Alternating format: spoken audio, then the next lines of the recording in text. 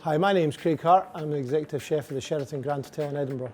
So today for you I'm going to cook Saddle of Scotch Lamb with Duke of York smoked mashed potatoes, girolles mushrooms and a lamb ravioli. So when we order Scotch Saddle of Lamb, we're looking first and foremost for freshness. We're looking for good marbling on that meat. We are looking for a good kind of flavour, obviously, to that meat as well. And we're also looking for good eye mass as well. We're not looking for too big a meat. We're looking for something that's going to be usable. So the Scotch Saddle of Lamb that we're going to use today is a black Suffolk lamb, and it's from Aberdeenshire.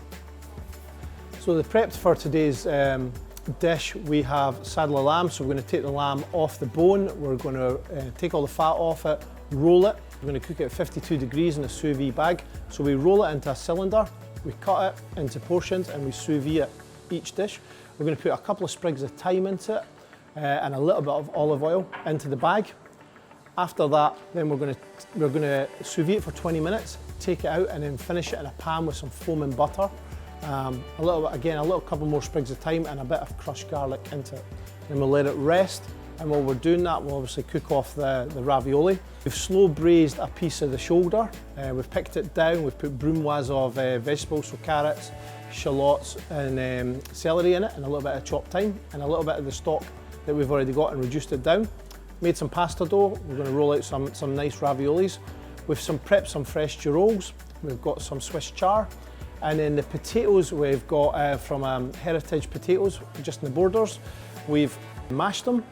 We've then smoked them, and then we're going to make a little pomme puree, and that will go in the base of the dish, and the rest will be built in and around it.